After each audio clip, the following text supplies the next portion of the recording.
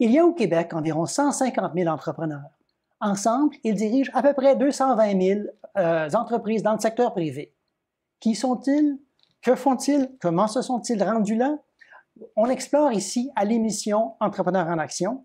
Aujourd'hui, je reçois M. Renaud Chartrand, Bonjour. qui est le copropriétaire de la poissonnerie Au Capitaine à Mont-Tremblant. Alors, bonjour et bienvenue. Bonjour, Daniel. Donc, on est loin de la mer à Mont-Tremblant. Pourquoi une poissonnerie, puis pourquoi ici? À vrai dire, ça a commencé le pourquoi ici. Nous, on était déjà des travailleurs dans la restauration, dans la région. Moi et ma partenaire d'affaires, ça fait quelques années déjà de cela. Et on était rendu au point où on cherchait les deux à s'acheter une maison dans la région. Donc, on a ciblé ça en premier. Donc, ça, c'était le pourquoi de ici. Et ensuite, on s'est cherché quoi faire. Donc, on cherchait vraiment une idée de pourquoi autre chose que de la restauration. L'idée de la poissonnerie est vraiment venue par, à la base, ma conjointe qui a fait germer l'idée. Et on s'est posé la question pendant 1 an et demi après, moi et ma partenaire d'affaires, pourquoi pas une poissonnerie? Non, pourquoi? Tous les éléments étaient tous là. Il y avait déjà un commerce de viande local, il y avait déjà une pâtisserie locale, une boucherie, tout était déjà là, mais il n'y avait pas de poisson. Tout ce qu'on avait, c'est les comptoirs dans les épiceries. Et oui, ils sont là, mais il manquait de produits locaux, il manquait de diversité, donc toute la porte était grande ouverte pour nous. Mais pour faire une poissonnerie, il me semble qu'il faut avoir accès à du bon poisson frais, ce qui n'est pas nécessairement évident. Alors, comment on fait pour s'assurer d'un approvisionnement de poissons frais ici à Mont-Tremblant? Effectivement, c'est ce qui est le plus difficile, mais pour ça, il y en a beaucoup, c'est leur travail, des grossistes dans le transport qui viennent directement des Maritimes, qui arrivent directement au port de Montréal. Ça, on peut pas se le cacher. C'est sûr, il y a du chemin à faire. Ça peut pas être aussi frais que quelque chose qui vient directement à côté de la mer, mais on fait notre possible justement pour que ça soit le plus frais, aller le chercher directement avec des fournisseurs, des poissonneries qui sont sur place là-bas. Tout souvent, c'est au niveau du transport que c'est le plus difficile. Mais en temps normal, une fois que c'est pêché dans les Maritimes jusqu'à ici, Mont-Tremblant, en 2 à 3 jours, le poisson est déjà ici sur place dans vos tablettes, là. Donc, comment vous vous êtes pris, parce que vous êtes deux là-dedans, pour partir un commerce? Est-ce que vous avez toujours voulu être entrepreneur ou c'est quoi littéralement qu'il y a à faire pour partir un commerce comme ça? Ben, les deux, on avait comme but d'avoir un commerce, mais pas nécessairement une poissonnerie. Les deux, c'était vraiment au niveau de la restauration avant. Tout a débloqué quand le COVID a commencé, que là, on a su que c'était le moment de quitter la restauration pour partir de nos propres ailes. Puis en même temps, on savait que la restauration, c'est plus ce que c'était. C'était plus difficile pour atteindre des ratios presque impossibles à avoir. On s'est dit qu'il fallait que ça soit un commerce haute. Puis à force d'y penser, la poissonnerie était quelque chose de connexe de ce qu'on faisait. C'était de la nourriture. On pouvait continuer de s'épanouir à transformer de la nourriture pour les clients. En même temps, c'est un besoin qui manquait. Tout était là pour, puis ça devrait même être un prérequis pour quelqu'un qui ouvre une poissonnerie, d'avoir été cuisinier, d'avoir transformé de la nourriture avant. Ça évite beaucoup de pertes. Ça permet de pouvoir faire de la transformation pour éviter des pertes. C'est vraiment... Tout était là pour ça, là. Il n'y avait pas d'autre choix. Je présume que beaucoup de clients vous posent la question si vous êtes soit des maritimes ou si vous êtes des pêcheurs vous-même. C'est quoi la réponse à cette question-là? Non, on n'est pas des maritimes, on n'est pas des pêcheurs non plus, on peut pas dire ça. Les deux, on aime pêcher, amateurement, bien sûr. Les deux, on a voyagé dans notre jeune temps dans les maritimes avec notre famille, mais les deux, on n'est pas d'origine de là-bas. C'est quelque chose que les deux, je crois qu'on a beaucoup apprécié, juste l'odeur de la mer, des poissons et tout ça. Mais non, malheureusement, ma partenaire d'affaires, elle vient de l'Outaouais avant de se retrouver ici dans la région des Laurentides. Puis moi, je suis parti de Saint-Jérôme et j'ai monté tranquillement dans les Laurentides avec Saint-Sauveur, Mont-Tremblant. Alors, c'est ça. Donc, vous n'avez pas de lien, mais vous vous retrouvez là-dedans facilement. On se retrouve là-dedans, effectivement. Qu'est-ce qui fait que vous vous retrouvez là-dedans facilement? Je crois que c'est l'ambiance qu'une poissonnerie peut avoir. C'est l'idée qu'on s'est toujours faite d'une poissonnerie, parce qu'ici, dans la région, il n'y en a pas vraiment. Il y en a un peu à Montréal, mais c'est quand même impersonnel. Quand on pense à une poissonnerie, on s'imagine tout sur le bord de l'océan, avec des filets de pêche, des cages à homards, avec une odeur de mer, une odeur de poisson. Puis c'est ce qu'on a essayé de reproduire un peu ici avec la poissonnerie. C'est petit, c'est cosy, mais quand on rentre, les gens ils savent tout de suite que c'est une poissonnerie. On s'entend, c'est normal. Ça sent pas fort le poisson, mais ça sent le poisson. Puis on peut pas faire autrement, puis c'est ce qui a fait ça. Quand on parle d'une entreprise, surtout quand on la part de zéro, il faut un certain nombre de choses. Il faut premièrement du financement, ensuite un local, puis ensuite des clients. Comment vous avez trouvé le financement pour commencer, pour partir à quelque chose comme ça? Avant le financement, il fallait trouver le local. Parce que dans le fond, ton financement, ça va beaucoup dépendre du local que tu vas trouver. Parce que souvent, il y a un dépôt de garantie à mettre sur le local quand c'est en location, bien sûr. Puis ça va jouer beaucoup sur combien on va avoir de besoin de financement pour partir ça. Ça n'a pas été évident ici à Tremblant. On a cherché pendant au moins 1 an les locaux. Et ce qui était difficile, c'est que dès le moindrement qu'un local était connecté à un autre local existant, que ce soit un bureau de notaire ou autre chose que de la bouffe, les propriétaires voulaient rien savoir d'une poissonnerie à cause de l'odeur. Même si c'est pas quelque chose qui est désagréable d'un local à l'autre, les propriétaires voulaient pas. Fait qu'il fallait trouver une petite bâtisse indépendante. C'est celle qu'on a trouvée avec le petit local qu'on a au 582 sur la chemin de Saint-Jovite. Après ça, le financement, tout était possible avec ça, de voir combien on avait besoin avec l'équipement. Puis au final, on n'a pas eu besoin de financement. C'est ça qui est le fun. Nous, on a eu une petite marge de crédit accordée par la banque quand on a ouvert notre compte de banque. Le reste, c'est les économies qu'on avait de côté, puis un petit coup de pouce familial aussi. Mais c'est tout autofinancé, dans le fond, notre poissonnerie. On n'a pas de dette en commençant, ce qui est une bonne chose et ce qui est moins stressant aussi quand on commence, que ben, dans le pire des cas, si ça ne fonctionne pas, on ne devra pas 50 000 à la banque ou 100 000 ou peu importe. Là. Donc, vos grandes dépenses, à part le local, c'est le poisson. C'est le poisson. C'est le poisson. Parce que vous êtes juste 2. Exactement. On n'a pas d'employés non plus. Donc, c'est probablement le meilleur coup qu'on a pu faire en commençant notre première entreprise chacun. C'est de minimiser le plus possible les dépenses en commençant. C'est beaucoup moins stressant. Puis tu me posais aussi la question de comment on a été chercher les clients.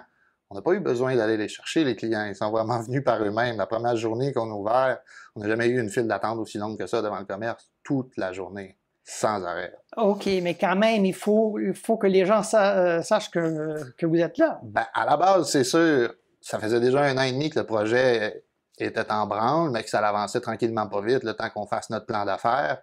Dans notre plan d'affaires, c'est sûr, on a dû faire une étude de marché, puis on l'a fait à l'ancienne avec un questionnaire sur papier, puis on a demandé carrément aux gens de la région, bon, est-ce que vous seriez intéressés s'il y avait une poissonnerie, des produits plus frais, payer un peu plus cher, vous déplacer ailleurs qu'à l'épicerie?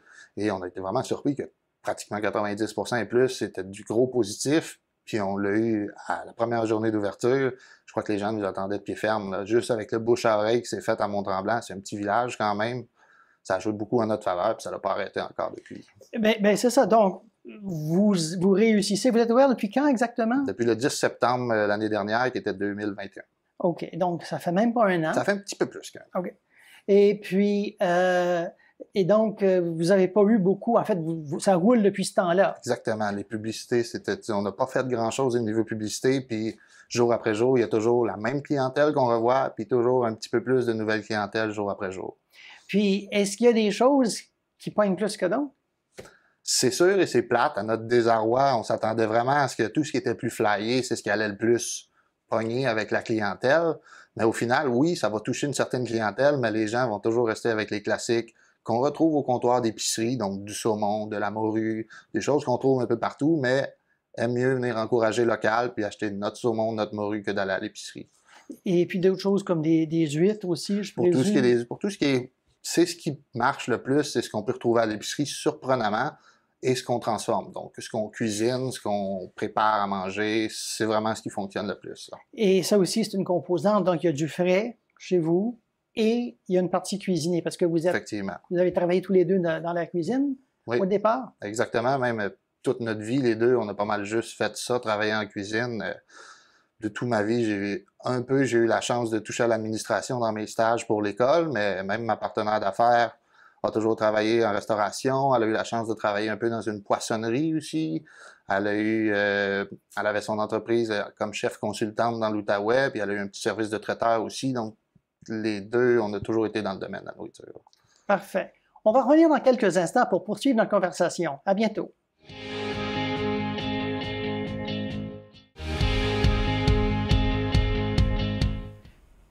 Nous revoici avec Renaud Chartrand, copropriétaire de la poissonnerie Au Capitaine à Mont-Tremblant.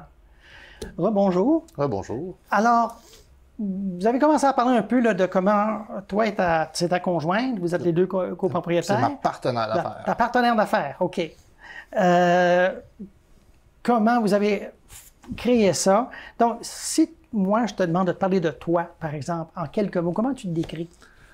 Ben, à vrai dire, c'est drôle parce que ça fait partie de mon association avec ma partenaire d'affaires, c'est qu'on est pas mal à l'opposé. J'étais beaucoup plus structuré qu'elle et beaucoup plus sérieux, tandis qu'elle était plus frivole, un peu plus créative, mais un peu éparpillée. Je suis quand même quelqu'un qui essaie d'être à son affaire le plus possible en travaillant. Ayant étudié justement en administration, j'essaie de garder un sérieux, puis je vois le plus le côté affaires. malgré que j'essaie d'être le plus friendly avec les gens, je crois que ça paraît quand les gens rentrent chez nous. Bien, ça, c'est une des questions que j'avais. C'est quoi ton background? Donc, tu as étudié en quoi? En administration? J'ai étudié en comptabilité de gestion au cégep à Saint-Jérôme, en la technique. Avant ça, c'est sûr, j'ai fait mon DEP en cuisine, mais autre que ça, pour mon éducation, ça s'est vraiment arrêté là. Mais c'est quand même deux compétences qui sont très utiles pour le travail que tu fais maintenant. C'est idéal. Le but primaire était d'ouvrir un jour un restaurant, puis ça m'a pas été inutile. Ça n'aura pas été un restaurant, mais une poissonnerie, ça m'aura donné un bon coup de pouce pour beaucoup de niveaux administratifs aussi. Qu'est-ce qui t'a poussé à vouloir être propriétaire de ton entreprise? C'est dur de dire, on s'est acheté une vie, parce qu'on ne se le cachera pas, avoir une entreprise, c'est énormément de temps, c'est énormément d'implications, mais c'est très différent. On sort d'un milieu où on finissait de travailler à minuit, voire des fois plus tard, où on rentrait le matin. Donc, la vie sociale était complètement inexistante. Il n'y avait pas moyen d'avoir une famille, il n'y avait pas moyen de manger avec notre conjointe respective à tous les soirs. C'est ce qu'on voulait s'acheter, en gros. On voulait faire notre propre horaire à notre guise et travailler en conséquence pour. Donc, vraiment, vous trouvez une espèce de qualité de vie en ayant donc un commerce qui était ouvert dans des heures de... Exactement. Ça a changé vraiment toute la donne. Puis on le voit aujourd'hui, c'est beaucoup plus simple. Vous ne savez pas que de se coucher aux petites heures puis de se lever le matin. On se sent plus en forme le matin déjà de voir le soleil se lever. C'est pas arrivé souvent dans notre vie. Là, ça arrive à peu près à chaque matin. On se sent mieux puis on est content de ce que ça a changé. Donc, c'est ça, parce que j'étais pour poser un peu la question de comment on gère travail et le reste de sa vie. Si je comprends bien, ce que tu me dis, c'est que vous avez déjà réussi à faire un équilibre. Bien, il a fallu le faire déjà à la base, c'était notre but primaire. On n'a pas parti une entreprise pour devenir riche, on ne se le cachera pas. On a parti une entreprise pour continuer de faire ce qu'on aime, mais en ayant une qualité de vie. Moi, ma conjointe aussi est entrepreneuse ici à Mont-Tremblant. Donc, on est capable de faire nos horaires en conséquence pour que, justement, on puisse passer tous les soupers ensemble. On se lève le matin ensemble, on peut passer du temps dans nos congés. Ça, c'est vraiment ce qui était le plus important à la base de l'entreprise. Si ça n'avait pas été de ça, je ne suis pas certain que j'aurais parti ça. Quelles aptitudes est-ce que tu t'es découvert? Parce que c'est quand même quelque chose de nouveau là, pour toi et pour ton associé. Puis il y en a eu beaucoup, honnêtement, des forces qu'on a dû se découvrir, même si ce n'est pas nécessairement des forces. Déjà, à la base, on était habile de nos mains pour cuisiner, mais on n'était pas habile du tout avec un marteau et une drill. On est parti d'un local qui était complètement vierge, qu'on a dû vraiment remodeler à ce qu'on avait en tête comme image d'une poissonnerie. Donc, il a dû falloir faire beaucoup de travaux manuels, dont changer le plancher, des tablettes, des choses pas compliquées pour le commun des mortels, mais pour nous, ça a été quand même un petit peu plus ardu. Sinon, aussi, à tous les jours, ce qui est le plus difficile de changement, c'est qu'on n'a jamais vraiment été face au public. Nous, on était toujours cachés derrière le mur de la cuisine. Oui, ça arrivait qu'on allait parler aux clients, mais là, c'est à 100% de notre temps qu'on est face aux clients, qu'on doit interagir avec les clients. C'était la plus grosse adaptation qu'on a eu à faire avec le changement de carrière. Est-ce que c'était une adaptation facile ou pas facile? Non, pas du tout. Et même jusqu'à aujourd'hui, je ne considère pas que c'est quelque chose qui est facile. Il y en a qui l'ont inné, cette force-là, avec le public, de toujours jaser, de toujours être de bonne humeur avec les gens. Ben, moi, je trouve ça difficile parce qu'un humain normal, c'est pas tous les jours qu'on est de bonne humeur. Puis même quand on essaye que ça paraisse pas devant les clients, c'est difficile. C'est ça, c'est plus difficile. Le fait qu'on soit deux, c'est rare que ça arrive les mêmes journées. Fait qu'on peut changer. Quand il y en a un qui se fait un petit peu plus marabout, il s'en va faire de la cuisine en arrière, puis l'autre s'en va en avant. Pour ça, c'est bien. Si tu avais donné un conseil pour choisir un partenaire d'affaires, qu'est-ce que tu donnerais comme conseil? Clairement, y aller avec quelqu'un qui a des forces et faiblesses différentes de nous. Je crois que la pire des choses, ça serait de partir avec quelqu'un qui nous ressemble énormément, qui a les mêmes forces, parce qu'après ça, c'est pas complémentaire, et quand vient le moment de la distribution des tâches, des responsabilités, ça devient plus difficile, parce que les deux aiment faire la même chose, les deux sont bons dans la même chose.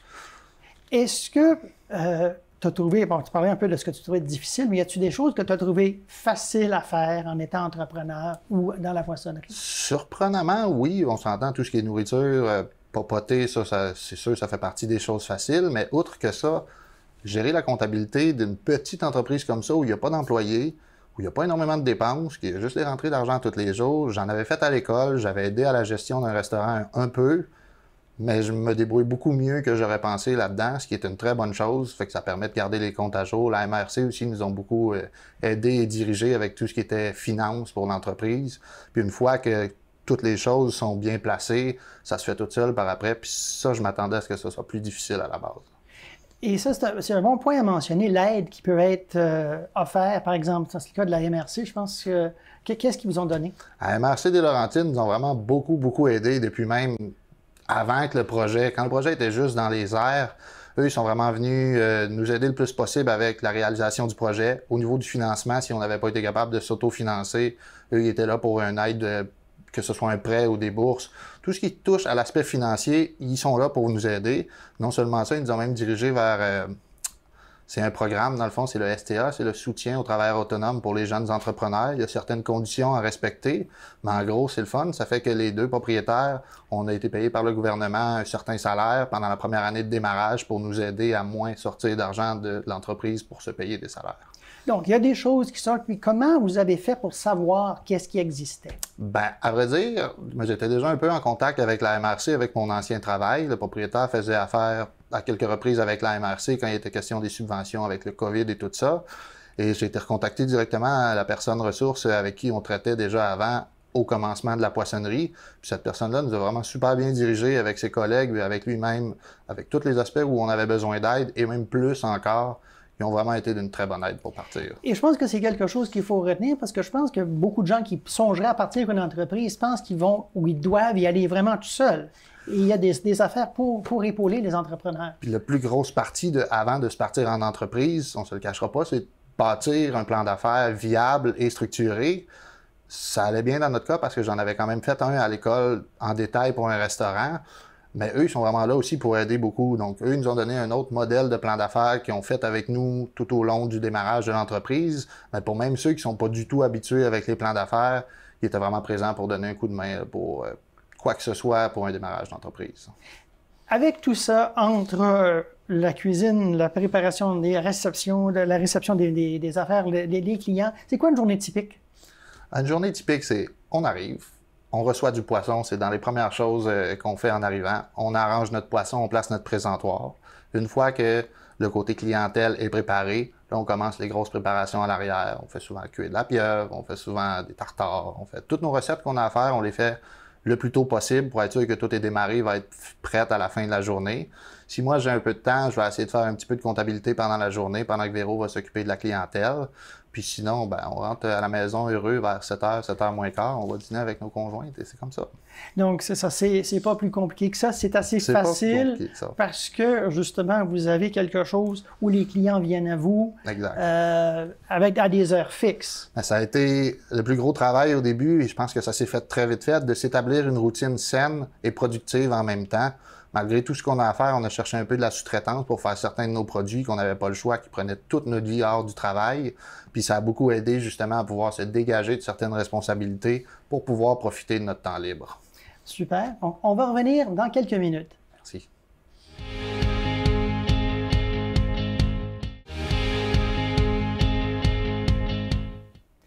Je suis de retour avec Renaud Chartrand de la poissonnerie Au Capitaine, ici à Mont-Tremblant.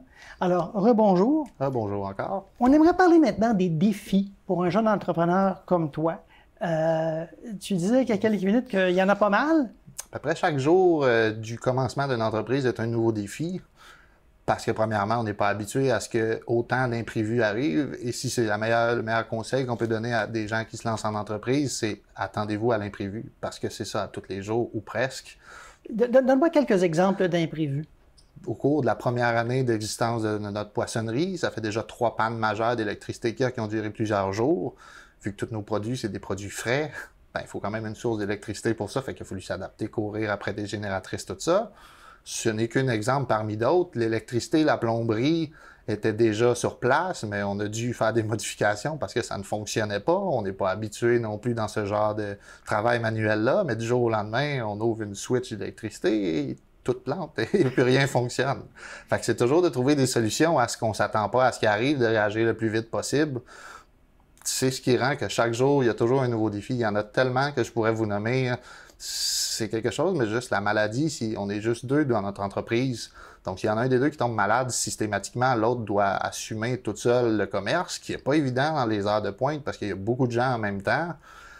Il y a vraiment beaucoup plus de défis qu'on peut s'y attendre. Je sais que j'en oublie beaucoup, mais je sais qu'il y en a encore beaucoup d'autres à venir et c'est le meilleur conseil, c'est d'être prête à ce qu'on n'est pas prête. OK. Si je te donne une baguette magique Oui. pour ton entreprise, qu'est-ce que tu fais avec ta baguette magique?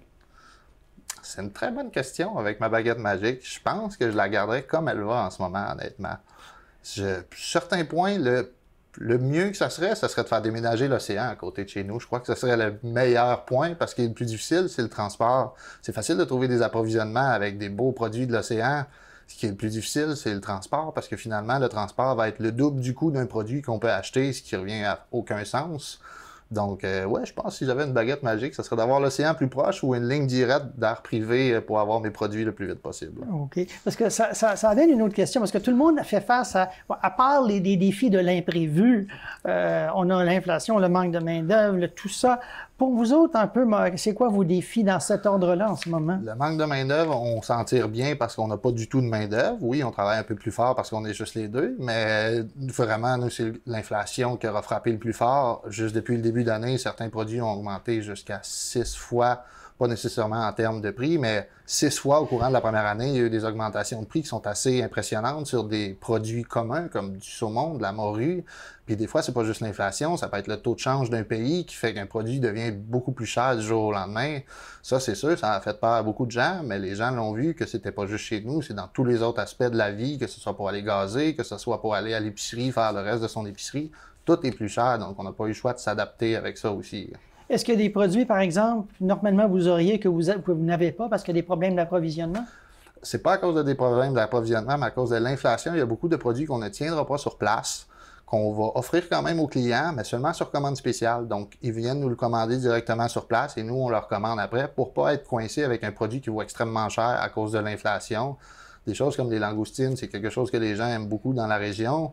Le prix est rendu tellement cher qu'on n'en garde plus sur place, mais quand les gens veulent, ils font juste en commander d'avance, puis nous, on leur fait venir. Et ça, c'est une façon que vous avez eue de vous adapter. C'est une façon de s'adapter, puis en même temps, ça aide beaucoup la gestion des stocks aussi. Les gens ont pris l'habitude, les plus réguliers, de commander à l'avance des produits qu'ils savent quand ils ont un party d'huîtres pour la fin de semaine prochaine. Ils nous appellent à l'avance pour passer une commande. Ça nous évite de garder un volume de produits frais trop impressionnant. Ça nous permet de mieux gérer ça, puis ça aide beaucoup là, pour la grosseur du commerce qu'on a. Je suis un peu fasciné par votre local, qui est très petit, je trouve. Donc, c'est une bâtisse essentiellement dans un stationnement autour, mais la bâtisse est petite, on dirait pas plus gros qu'une roulotte. Là. On a moins de 400 pieds carrés de superficie à l'intérieur, ce qui est vraiment très petit. Ça aura nécessité une partie de Tetris impressionnante. On savait ce qu'on avait besoin comme minimum d'équipement à la base. Ensuite, il a fallu faire en conséquence comment ça va rentrer. Tout rentre de justesse. On ne peut pas avoir un nouvel équipement parce qu'on n'a pas d'espace. Tout est calculé pour que ça rentre, qu'on ait le plus d'espace possible au frais, qu'on ait un congélateur pour stocker, vu que c'est pas ce qu'on tient le plus des produits congelés. Vraiment, là, on a joué ça serré, mais encore là, ça devient un point fort pour nous parce qu'on utilise le moindre pouce carré qu'on a comme espace et ça diminue les coûts énormément. Et donc, il y a une partie présentoir au public, puis il y a une partie cuisine. Exactement. C'est comme ça que vous êtes arrangé? Il y a un mur qui sépare les deux, mais c'est quand même visible. On a une grosse fenêtre miroir du côté des clients, mais ils peuvent quand même jeter un coup d'œil à ce qui se passe à l'arrière. Le fait que c'est tout petit aussi, il a fallu faire une décision sur qu'est-ce qu'on priorisait, l'espace client pour se déplacer, pour avoir plus de clients dans l'établissement ou plus de place pour travailler. Je pense que la solution logique était faire rentrer plus de gens. Puis nous, on a été habitués de travailler dans des petits espaces clos en cuisine. Donc nous, on serre la ceinture à l'arrière. Certains endroits, on ne peut pas passer 2 de large. Là. Juste pour dire à quel point c'est pas très grand. Mais vous arrivez quand même à fonctionner assez bien. On arrive très bien. Le COVID a été difficile quand les commerces étaient obligés d'avoir un certain nombre maximum de clients par pied carré. Là, évidemment, on était à une cellule familiale en même temps. Ça créait des lignes d'attente à l'extérieur. Donc ça, on avait sorti un système avec comme des petits pagers. Donc les gens pouvaient attendre dans leur voiture au chaud et quand ils se faisaient pager, c'était leur tour de rentrer dedans. Ça a un petit peu fonctionné. On va les garder pour l'hiver prochain. Mais c'est toujours de trouver des solutions à ce qui nous attend. C'est ça le plus beau défi d'avoir une entreprise. Et là, je voudrais parler un peu de l'avenir, OK? Tu as une poissonnerie. Est-ce que la poissonnerie va prendre de l'expansion? Comment vous voyez l'avenir un peu de votre commerce, les deux? Le temps va nous dire beaucoup de choses sur l'avenir, mettons, lointain. À court terme, c'est sûr, on avait quand même 3 ans de bail avec le local où est-ce qu'on est. Donc, on en a une de faite, il en reste à peu près 2. Donc, c'est sûr qu'on ne pourra pas agrandir la bâtisse vu qu'on n'est pas propriétaire. Après ça, si on a des projets d'expansion, où est-ce qu'on est en ce moment? Oui, je ne casserai pas de plaisir, mais on a des petits projets pour où est-ce qu'on est établi pour gagner un petit peu d'espace, puis en même temps offrir un nouveau produit à notre clientèle, Connex à la mer, bien sûr. Mais pour après, notre bail, où est-ce que nous sommes, il y a beaucoup de questions qui vont venir avec le temps. Si on change de local, si on garde le local, qu'on essaye d'agrandir. On se voit continuer encore quelques années avec un grand S, la poissonnerie, mais il y a beaucoup de choses qui vont être à établir avec le temps. Mais en ce moment, vous voulez dire que les choses vont comme vous l'espérez? Les choses vont vraiment très, très bien. Mais après ça, on sait la difficulté qu'on a eu à trouver un local à Mont-Tremblant. On sait que l'endroit à Saint-Jovite, c'est parfait pour une poissonnerie. Mais après ça, lorsqu'on aura terminé notre contrat, est-ce qu'on va être capable de trouver un local à notre goût un peu plus grand, mais pas trop non plus pour pas avoir beaucoup d'équipements? Parce qu'avoir plus d'espace veut dire remplir plus d'équipements, veut dire avoir plus de matières premières. C'est un couteau à double tranchant. Il va falloir qu'on change quelque chose, mais comment ça va venir avec le temps? Mais vous avez en ce moment une bonne base de clients. Exactement. Les gens à Mont-Tremblant ou dans la région sont friands de poissons et de fruits de mer. Même les grandes fins de semaine, chaque pouce carré de réfrigérateur est utilisé au maximum. Là. On est pleine capacité, donc c'est sûr qu'éventuellement, on va manquer d'espace pour stocker autant de produits frais pour la demande qu'on a. Pour finir, je voudrais te demander de donner un conseil ou deux à des jeunes entrepreneurs qui voudraient partir en affaires. Pas avoir peur de foncer, puis de ne pas avoir peur de demander de l'aide, parce qu'il y en a plus qu'on peut le penser alentour de nous. Puis même si j'avais étudié en administration, j'ai jamais eu de commerce avant ça, j'ai jamais eu d'entreprise à moi. Puis oui, c'est quelque chose qui fait peur un peu, mais c'est toujours pour le mieux. Le risque est là, mais il faut foncer. Puis comme je vous dis, le mieux que ça peut être, c'est faut s'attendre à l'imprévu, parce qu'il va toujours en avoir. Puis il faut vivre avec, puis c'est ce qui nous construit, c'est ce qui nous fait grandir, puis c'est ce qui fait qu'on devient un meilleur entrepreneur de jour en jour. Renaud Chartrand de la Poissonnerie, merci. Alors voilà, c'était la fin de l'émission Entrepreneurs en action.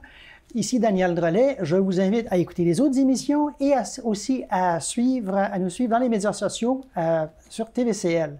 Alors, à la prochaine. Ça m'a fait plaisir de vous présenter l'émission Entrepreneurs en action. Ici Daniel Drolet. Je vous invite à suivre nos autres émissions et à nous suivre en ligne à tvcl.ca.